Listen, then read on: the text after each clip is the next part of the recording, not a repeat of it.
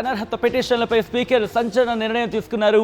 ఎటువంటి నిర్ణయం తీసుకోవడం జరిగింది, ఇటు ఆ 5గురికి సంబంధించి ఎటువంటి నిర్ణయం తీసుకున్నారనేది ఆ బిగ్ బ్రేకింగ్ న్యూస్ లో మీరు చూస్తున్నారు. పిటిషన్ కొట్టివేశారు స్పీకర్ గడ్డం ప్రసాద్. పార్టీ మారినట్లు ఆధారాలు లేవంటూ చెప్పుకొచ్చారు స్పీకర్. ఎమ్మెల్యేలు వరకపూడి గాంధీ, తెల్లం వెంకట్రావు, బండ్ల కృష్ణమోహన్ రెడ్డి, గూడెం మహిపాల్ రెడ్డి, ప్రకాష్ గౌడ్ అనర్హత పిటిషన్లను కొట్టేశారాయన. BRS వాదనతో ఏకీభవించలేదు speaker. మరీ ముఖ్యంగా సరైన ఆధారాలు లేవు అంటూ కూడా చెప్పుకొచ్చారు స్పీకర్ గడ్డం ప్రసాద్. ఎమ్మెల్యే అనర్హత పిటిషన్లపై స్పీకర్ సంచలన నిర్ణయం తీసుకున్నారు. పిటిషన్ కొట్టివేయడం జరిగింది స్పీకర్ గడ్డం ప్రసాద్.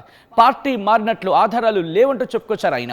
ఎమ్మెల్యేలు వరకపూడి గాంధీ, తెల్లం వెంకట్రావు, బండ్ల కృష్ణమోహన్ రెడ్డి, గూడెం మహిపాల్ రెడ్డి, ప్రకాష్ గౌడ్ వీళ్ళ అనర్హత పిటిషన్లను కొట్టివేశారు ఆయన. బీఆర్ఎస్ వాదనతో ఎక్కడ ఏకీభవించలేదు స్పీకర్ గడ్డం ప్రసాద్. ఎటువంటి డెవలప్మెంట్స్ చోటు చేసుకున్నాయి, అట్ ద సేమ్ టైం ఎటువంటి తీర్పుని వెల్లడించడం జరిగింది, డీటెయిల్గా మాట్లాడుకునే ప్రయత్నం చేద్దాం. నేరుగా అసెంబ్లీకి వెళ్ళిపోదాం. అప్డేట్స్ అందించేందుకు మధు అసెంబ్లీ నుంచి సిద్ధంగా ఉన్నారు. అప్డేట్స్ అందించేందుకు మధు, ఎటువంటి అంశాలను ప్రస్తావించడం జరిగింది తీర్పు ఇచ్చే సందర్భంలో స్పీకర్ గడ్డం ప్రసాద్?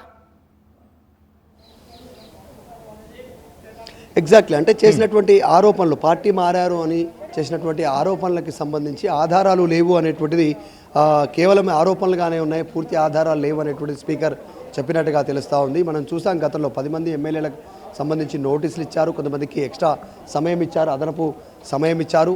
తర్వాత ప్రస్తుతం ఏమో సరైనటువంటి ఆధారాలు లేవు అనేటువంటిది పిటిషన్ని త్రోసిపుచ్చినట్టుగా తెలుస్తోంది, కొట్టేసినట్టుగా తెలుస్తూ ఉంది. స్పీకర్ స్పష్టం చేసినట్టుగా తెలుస్తూ ఉంది. ఓవరాల్గా సుప్రీంకోర్టు దానికి సంబంధించి గ్రాస్ కంటెంప్ట్, చాలా తీవ్రమైనటువంటి కోర్టు ధిక్కరణ కింద గతంలో సుప్రీంకోర్టు దీన్ని ఆలోచన చేసే స్పీకర్ పైన ఘాటైనటువంటి వ్యాఖ్యలు చేసినటువంటి ఇన్సిడెంట్ మనందరికీ తెలిసిందే. గతంలో కేవలం 4 వారాల వ్యవధిలో ఎలాంటి నిర్ణయం ప్రకటిస్తారో ప్రకటించండి, వారిపైన అనర్హత వేడేస్తారా లేదంటే ఎలాంటి నిర్ణయం ప్రకటిస్తారో ప్రకటించండి అనేటువంటిది గతంలో చాలా తీవ్రమైనటువంటి స్టేట్మెంట్ చేశారు. ప్రస్తుతం చూస్తూ ఉన్నాం లోపల జరిగినటువంటి సిచ్యువేషన్లో బీఆర్ఎస్ పార్టీకి సంబంధించినటువంటి ఎమ్మెల్యే వివేకానంద గౌడ్ విప్ చేరుకుంటున్నారు స్పీకర్ కార్యాలయం నుంచి నేరుగా. ప్రస్తుతం అయితే స్పీకర్ అబౌట్ టు రీచ్, ఇంకా కొద్ది ఎగ్జాక్ట్లీ ఇంకా కొద్దిసేపట్లోనే రీచ్ అయ్యేటువంటి అవకాశం కనిపిస్తూ ఉంది చాలా స్పష్టంగా. మొత్తానికి ఈ 5 మంది ఎమ్మెల్యేలు బండ్ల కృష్ణమోహన్ రెడ్డి, ప్రకాష్ గౌడ్, గూడెం మహిపాల్ రెడ్డి, తెల్లం వెంకట్రావు, తర్వాత ప్రస్తుతం ఈ 5 మందికి సంబంధించినటువంటి ఎమ్మెల్యేల విషయంలో అనర్హత వేటు వేయనటువంటి సిచ్యువేషన్, ఆధారాలు లేవు అనేటువంటి చెప్తా ఉన్నారు. జస్ట్ రీచ్ అవుతున్నారు. విజువల్స్లో చూద్దాం ఒకసారి. విజువల్స్ మీరు చూడడం జరుగుతోంది. కోర్ట్ ఇన్ఫాక్ట్ స్పీకర్ గడ్డం ప్రసాద్ తీర్పు ఇచ్చిన తర్వాత ఇక్కడ బీఆర్ఎస్ నేతలు అక్కడికి చేరుకొని వాళ్ళు మాట్లాడుతున్న క్రమం, ఆ రియాక్షన్ మరి కాసేపట్లో అసెంబ్లీ నుంచి మీరు చూడబోతున్నారు. ఇప్పటికీ అక్కడికి మధు టీఆర్ఎస్ పార్టీకి సంబంధించినటువంటి whip MLA Quthbullapur MLA reach అవుతా ఉన్నారు. స్పీకర్ ఏం చెప్పారు బ్రీఫ్గా ఆయన మీడియాకు వివరించడానికి ఇక్కడికి రీచ్ అవుతున్నటువంటి సిచ్యువేషన్ కనిపిస్తుంది. ఈగర్లీ మీడియా వెయిట్ చేస్తూ ఉంది. యాక్చువల్గా అయితే ఈ 5 మంది పైన అనర్హత వేటు పడుతుందా అనేటువంటి చర్చ జరిగింది. ఎందుకంటే 10 మంది ఫిరాయింపు ఎమ్మెల్యేలు, ఈ 5 మందికి సంబంధించి రేపు గడువు ముగియనుంది. మిగతా 5 మంది ఎమ్మెల్యేల సంగతి ఏంటి అనేటువంటిది చర్చ కొనసాగుతూ ఉంది. చూస్తూ ఉన్నాం అసెంబ్లీ దగ్గర ఉన్నటువంటి సిచ్యువేషన్ ఇది. చాలా పెద్ద ఎత్తున కాస్త రాష్ట్ర వ్యాప్తంగా చర్చ ఉంది. వీళ్ళు పార్టీలు మారిన మాట వాస్తవం, కండువాలు కప్పుకుంది మాట వాస్తవం, కానీ బయట టెక్నికల్ ఆధారాలు లేవు అనేటువంటిది స్పీకర్ కార్యాలయం వీరికి సంబంధించినటువంటి చెప్తా ఉంది అనేటువంటిది బీఆర్ఎస్ పార్టీ ఆరోపణలు చేస్తూ ఉంది. కోర్టుకు వెళ్ళింది, హైకోర్టు, సుప్రీంకోర్టు ఇప్పటికీ పలు సందర్భాల్లో ముందుకు వెళ్ళినటువంటి సిచ్యువేషన్ చూస్తూ ఉన్నాం. అసెంబ్లీ ముందున్నటువంటి సిచ్యువేషన్. సో 10 మంది ఎమ్మెల్యేలో ఈ 5 మంది టెక్నికల్గా వారి పార్టీ మారారు అనేటువంటి ఆధారాలు లేవు అనేటువంటిది స్పీకర్ కార్యాలయం చెప్తున్నట్టుగా తెలుస్తుంది. కాకపోతే ఇప్పటివరకు ఇంకా అఫీషియల్ నోట్ బయటికి రాలేదు స్పీకర్ కార్యాలయం నుంచి. ఏముంది ఎగ్జాక్ట్లీ దాంట్లో ఏం మెన్షన్ చేశారనేటువంటిది ఇంకా ఎగ్జాక్ట్లీ బయటికి రాలేదు. ప్రస్తుతానికి మాత్రం చర్చ కొనసాగుతూ ఉంది ఏం జరిగింది అనేటువంటిది. కొద్దిసేపు ఇంట్రెస్టింగ్ అంటే వీళ్ళ 5 గురించి మాట్లాడుకునే క్రమంలో ఈ 5 గురించి మాట్లాడుకునే క్రమంలో ఎక్కడ కూడా దానం నాగేందర్ కావచ్చు లేకపోతే కడియం శ్రీహరి వీళ్ళ గురించి ప్రధానంగా ప్రస్తావన వస్తూ ఉంది, చర్చ జరుగుతూ ఉంటుంది. సో వీళ్ళిద్దరి విషయంలో ఏమైనా నిర్ణయం తీసుకునే అవకాశం ఉందా లేకపోతే చర్చకైనా వచ్చిందా? ఎగ్జాక్ట్లీ, యాక్చువల్గా అయితే దానం నాగేందర్ ఖైరతాబాద్ నుంచి గెలిచి తర్వాత సికింద్రాబాద్ ఎంపీ అభ్యర్థిగా పోటీ చేశారు 2024కు సంబంధించినటువంటి ఎన్నికల్లో. సరైనటువంటి ఆధారాలు ఉన్నాయి దానం నాగేందర్ పార్టీ మారారు అనేటువంటిది. అంటే పార్టీ ఫిరాయింపు చట్టం కిందికి ఆయన వచ్చినట్టే. బీఆర్ఎస్ పార్టీ గుర్తు నుంచి గెలిచి కాంగ్రెస్ పార్టీ గుర్తుపైన సికింద్రాబాద్ ఎంపీ అభ్యర్థిగా పోటీ చేశారు. ఇది ఎవరికో సంబంధం డైరెక్ట్గా ఎన్నికల కమిషన్కి సబ్మిట్ చేసినటువంటి ఎన్నికల అఫిడవిట్లోనే వీటికి సంబంధించిన పూర్తి ఆధారాలు ఉన్నాయి. తర్వాత ఆయన కూడా పలు సందర్భాల్లో ఓపెన్గా స్టేట్మెంటే చేశారు, ఎస్ కాంగ్రెస్ పార్టీలో జాయిన్ అయ్యాను, కాంగ్రెస్ పార్టీలోకి వెళ్ళాను అనేటువంటిది.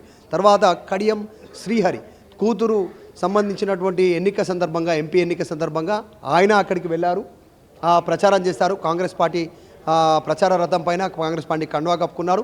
కాంగ్రెస్ గుర్తుకు ఓటేయండి అనేటువంటిది ప్రచారంలో ఆయన పాల్గొని చెప్పారు. అది కూడా పార్టీ ఫిరాయింపు చట్టం కిందకు వస్తుంది.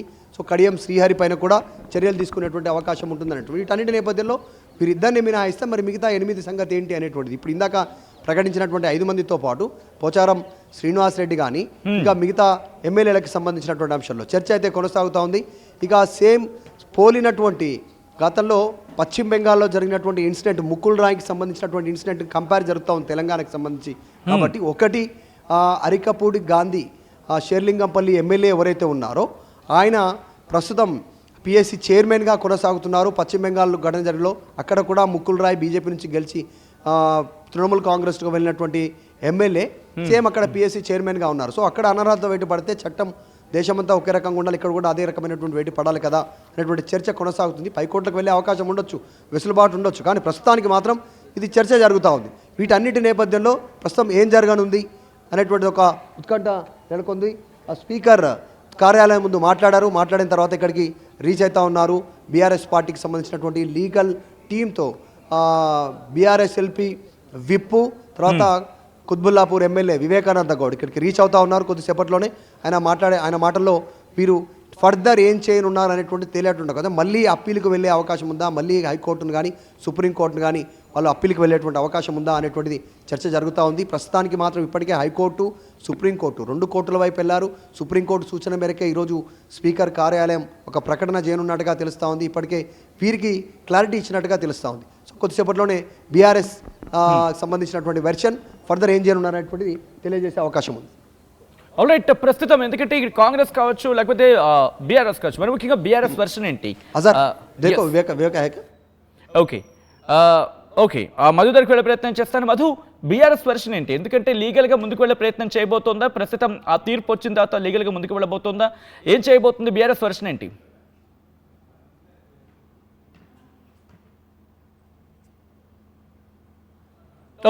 ఓకే మరి కాసేపట్లో మధు దగ్గరికి వెళ్ళే ప్రయత్నం చేద్దాం.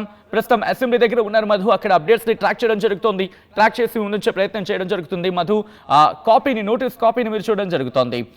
నోటీస్ కాపీ కొద్దిసేపటి క్రితం, ఇంకా చెప్పంటే కొద్ది గంటల క్రితం ఇచ్చిన నోటీస్ కాపీ అది. 3:30 ప్రాంతంలో ఇటు స్పీకర్ తన తీర్పుని వెల్లడించడం జరిగింది. ఇటు తెల్ల వెంకట్రావు, బండ్ల కృష్ణమోహన్ రెడ్డి, ప్రకాష్ గౌడ్, గూడెం మహిపాల్ రెడ్డి, అరికపూడి గాంధీ 5గురికి సంబంధించి పార్టీ మారినట్లుగా ఎటువంటి ఆధారాలు సరైనవి లేవు అనేది ఆయన చెప్తున్నమాట. బండ్ల కృష్ణమోహన్ రెడ్డితో పాటు గూడెం మహిపాల్ రెడ్డి, మొత్తం ఈ 5గురు కూడా వీళ్ళ అనర్హత పిటిషన్లు కొట్టివేయడం జరిగింది. ఇటు స్పీకర్ గడ్డం ప్రసాద్ పార్టీ ఫిరాయింపు ఎమ్మెల్యేలపై తెలంగాణ స్పీకర్ కీలక నిర్ణయం తీసుకున్నారు. కీలక తీర్పుని వెల్లడించడం జరిగింది. ఎమ్మెల్యేల అనర్హత పిటిషన్ని కొట్టివేయడం జరిగింది స్పీకర్ గడ్డం ప్రసాద్. 5గురు ఎమ్మెల్యేలపై అనర్హత వేటు పడుతుంది అనుకుంటూ చర్చ జరిగిన తరుణంలో కాలేదు. అనర్హత పిటిషన్కి సంబంధించి దాన్ని కొట్టివేయడం జరిగింది. అంటే పార్టీ మారలేదు అంటూ ఎమ్మెల్యేల వాదనతో ఏకీభవించడం జరిగింది స్పీకర్. జీతం నుంచి ప్రతి నెల పార్టీ ఫండ్ కట్ అవుతుందంటూ ఎమ్మెల్యేలు వాదించారు. పార్టీ ఫండ్ కట్ అయినట్లు స్పీకర్కి బ్యాంక్ స్టేట్మెంట్ కూడా చూపించినట్టుగా తెలుస్తోంది. బీఆర్ఎస్ పార్టీకి ఫండ్ కట్ అవుతోందని చెప్పారు ఎమ్మెల్యేలు. అయితే ఇక్కడ ముకుల్ రాయ్ ఈ ఇష్యూని తెర మీదకి తీసుకొచ్చినట్టుగా తెలుస్తోంది. అసలు ఏంటి ముకుల్ రాయ్ విషయంలో ఏం జరిగింది, అది ఎందుకు ఇక్కడ ఇంపాక్ట్ చూపిస్తుందో ఒకసారి మాట్లాడుకునే ప్రయత్నం చేస్తే, ముకుల్ రాయ్ అనర్హత వేటు డిస్క్వాలిఫికేషన్ వ్యవహారం అటు వెస్ట్ బెంగాల్ పాలిటిక్స్లో ఒక కీలకమైన ఒక న్యాయ పోరాటం కింద చెప్పుకోవచ్చు దానికంగా. సో ఇదేం జరిగిందని మాట్లాడుకుంటే 2021లో వెస్ట్ బెంగాల్ అసెంబ్లీ ఎన్నికల్లో ముకుల్ రాయ్ బీజేపీ నుంచి కంటెస్ట్ చేశారు. అక్కడ కృష్ణానగర్ నార్త్ నియోజకవర్గం అక్కడ ఆయన ఎమ్మెల్యేగా గెలుపొందడం జరిగింది. అయితే ఎన్నికలు అయిపోయిన తర్వాత కొద్ది రోజులకి, అంటే 2021 బహుశా జూన్లో అనుకుంటా, ఆయన తిరిగి మళ్ళీ పార్టీలోకి, అంటే పాత పార్టీ అయింది తృణమూల్ కాంగ్రెస్, మమతా బెనర్జీ పార్టీ ఉంది కదా తృణమూల్ కాంగ్రెస్, దాంట్లోకి ఆయన వచ్చేయడం జరిగింది. అంటే తిరిగి టీఎంసీలోకి వచ్చేసారు. అయితే బీజేపీ ఏం చేసింది, బీజేపీ టికెట్పై గెలిచి వేరే పార్టీలో చేరారు. పార్టీ ఫిరాయింపుల నిరోధక చట్టం అంటే యాంటీ డిఫెక్షన్ లా కింద ముకుల్ రాయ్పై అనర్హత వేటు వేయాలని చెప్పి బీజేపీ నాయకుడు సువేందు అధికారి స్పీకర్కు కంప్లైంట్ చేయడం జరిగింది. స్పీకర్ ఏమని నిర్ణయం వెల్లడించారు? West Bengal assembly speaker Biman Banerjee ఈ కంప్లైంట్ని విచారించారు. ముకుల్ రాయ్ ఇంకా బీజేపీలోనే ఉన్నారు, ఆయన పార్టీ మారినట్లు ఎక్కడ ఆధారాలు సరైనవి లేవు అంటూ ఆ అనర్హత పిటిషన్ని కొట్టివేయడం జరిగింది. బహుశా అది రెప్లికా అనుకోవాలా లేకపోతే whatever it may be, ఎందుకో ఈ రెండింటికి మధ్య coincidence or it may be ఏమంటారు, అది కరెక్ట్గా సెట్ అవుతుందేమో అనిపిస్తూ ఉంటుంది. అయితే ముకుల్ రాయ్ అనర్హత విషయంలో అక్కడ రెండు కోణాలు ఉన్నాయి. ముకుల్ రాయ్ గత కొంతకాలంగా తీవ్రమైన అనారోగ్యంతో బాధపడుతున్నారు, ఆయన రాజకీయాల్లో క్రియాశీలకంగా లేరు. అనర్హత వేటు పడకముందే ఆయన తన ఎమ్మెల్యే పదవికి రాజీనామా సమర్పించారు. సో ఇలా అనేకమైన చర్చ జరుగుతూ ఉంటుంది. సో ఈ క్రమంలో ప్రస్తుతం స్పీకర్ గడ్డం ప్రసాద్ తీసుకున్న నిర్ణయం సంచలనంగా మారింది. దీని మీద బీఆర్ఎస్ ఎలా ముందుకు వెళ్ళబోతోంది అనేది ఆసక్తికరంగా మారుతున్న పరిణామం. ఎందుకంటే ముకుల్ రాయ్కి సంబంధించి అనర్హత వేటు చివరికి 2024 మధ్యలో 2024 మధ్యలో స్పీకర్ కార్యాలయం నుంచి వచ్చిన సమాచారం ప్రకారం ఆయన రాజీనామా ఆమోదించబడింది, లేదా టెక్నికల్గా ఆయన పదవీకాలం ముగిసే దశకు చేరుకుంది అనే అర్థం వచ్చేలా ఉంది అనేది వినిపించే మాట.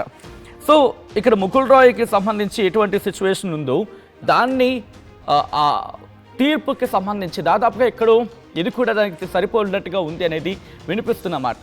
సో పూర్తిగా ఇంకా తుది తీర్పు ఆ కాపీ రావాలి, దాంట్లో ఏ అంశాన్ని ప్రస్తావించారు, ఏ అంశాన్ని హైలైట్ చేయడం జరిగింది, కానీ క్లుప్తంగా మాట్లాడుకుంటే కనుక సరైన ఆధారాలు లేవు అంటూ కూడా స్పీకర్ గడ్డం ప్రసాద్ ఈ అనర్హత పిటిషన్ని కొట్టేసినట్లుగా తెలుస్తోంది. సో ఇప్పుడు బీఆర్ఎస్ ఏం చేయబోతోంది? మళ్ళీ సుప్రీంకోర్టును ఆశ్రయించే అవకాశం ఉందా? ఒకవేళ ఆధారాల గురించి ఇక్కడ మాట్లాడుతున్న క్రమంలో ఇటు బీఆర్ఎస్ ఏమైనా ఆధారాన్ని పట్టుకొని, అంటే ఏదైనా కీ ఎవిడెన్స్ని బేస్ చేసుకొని మళ్ళీ ఇప్పుడు కోర్టు తలుపులు తట్టబోతుందా, కోర్టు మెట్లు ఎక్కబోతుందా? ప్రస్తుతం దీనికి సంబంధించి ఇంట్రెస్టింగ్గా మారింది. అక్కడ వివేకానంద్ అక్కడ చేరుకున్నారు, మరి కాసేపట్లో ఆయన మాట్లాడే అవకాశం ఉంది. ఎందుకంటే ఇటు కేపీ వివేకానంద్ అక్కడ మీరు చూస్తే కనుక పిటిషనర్స్ తరపులో, అంటే పిటిషనర్స్ ఆయన కూడా ఒకరు ఉన్నారు, కేపీ వివేకానంద్ ఆయన ఒకరు ఉన్నారు, ఆయనతో పాటు పల్ల రాజేశ్వర రెడ్డితో పాటు మరికొంతమంది, అలాగే కె సంజయ్, అలాగే చింతా ప్రభాకర్, కె సంజయ్, ఇలా మొత్తం నలుగురు కూడా ఈ పిటిషన్ దాఖలు చేసిన పరిస్థితి ఉంది. కాబట్టి ఎలా వెళ్ళబోతున్నారనేది ఆసక్తికరంగా మారింది. తుది తీర్పు వచ్చిన తర్వాత తుది తీర్పు కాపీ వస్తాయి. ఆ ఫైనల్ వర్డిక్ట్కి సంబంధించి కావచ్చు, లేకపోతే ప్రొనౌన్స్మెంట్ ఆఫ్ ఆర్డర్స్, ఆ ఆర్డర్స్ కాపీస్ వచ్చిన తర్వాత దాంట్లో ఏ అంశాన్ని ప్రస్తావించడం జరిగింది, ఏ అంశాన్ని కీలకంగా బేస్ చేసుకొని స్పీకర్ గడ్డం ప్రసాద్ తీర్పుని వెల్లడించారనేది తెలిసే అవకాశం ఉంది. అసలైన తొలి వెలుగు. ఫాలో వాట్సాప్ @తొలి వెలుగు official.